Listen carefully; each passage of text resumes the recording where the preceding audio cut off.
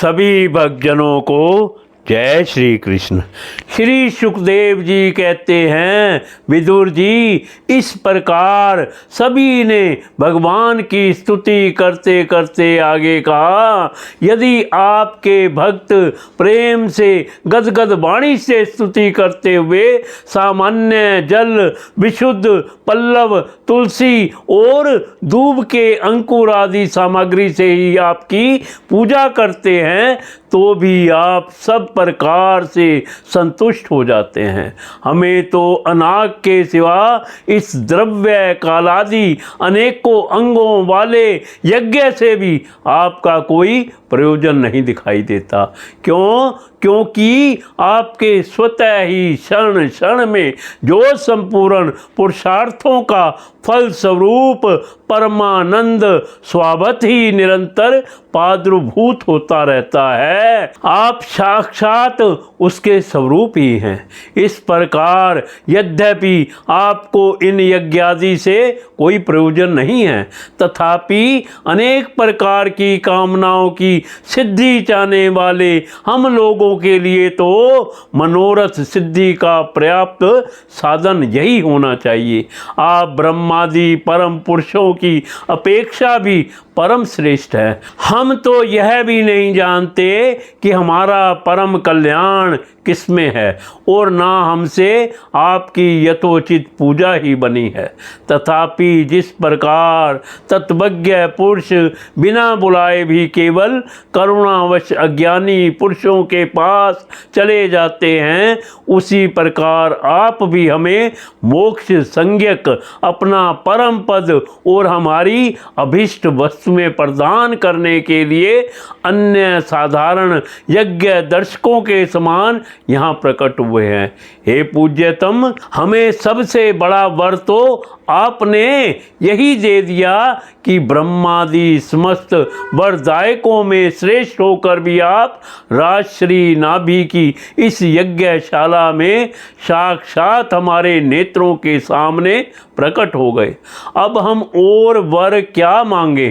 प्रभो, आपके गुणों का गान परम मंगलमय है। जिन्होंने वैराग्य से प्रज्वलित हुई ज्ञानाग्नि के द्वारा अपने अंतःकरण के राग द्वेषादि संपूर्ण मलों को जला डाला है, अतएव जिनका स्वभाव आपके ही समान शांत है, वे आत्मा राम मुनिगण भी निरंतर आपके गुणों का गान ही किया करते हैं। अतः हम आपसे यही वर मांगते हैं कि गिरने, ठोकर खाने, छींकने अथवा जम्भाई लेने और संकट आदि के समय एवं ज्वर और मरने की अवस्थाओं में आपका स्मरण न हो सकने पर भी किसी प्रकार आपके सकल कलमली विनाशक भक्त वत्सल दीन बंधु आदि गुणांदेव तक नामों का हम उच्चारण कर सके। इसके सिवा कहने योग्य ना होने पर भी एक प्रार्थना और है। आप साक्षात परमेश्वर हैं। स्वर्ग अपवर्ग आदि ऐसी कोई वस्तु नहीं है जिसे आप ना दे सकें। तथापि जैसे कोई कंगाल किसी धन लुटाने वाले परम उदार पुरुष के पास पहुंचकर भी उससे भूसा ही मांगे, उसी प्रकार हमारे यजमान ये राजश्री नाभि संतान को ही परम पुरुषार्थ मानकर आपके ही समान पुत्र पाने के लिए आपकी आराधना कर रहे हैं। यह कोई आश्चर्य की बात नहीं है। आपकी माया का पार कोई नहीं पा सकता और ना वह किसी के वश में ही आ सकती है। जिन लोगों ने महापुरुषों के चरणों का आश्रय नहीं लिया, उनमें ऐसा कौन है जो उसके वश में नहीं होता। उसकी बुद्धि पर उसका पर्दा नहीं पड़ जाता और विषय रूप विष का वेग उसके स्वभाव को दूषित नहीं कर देता।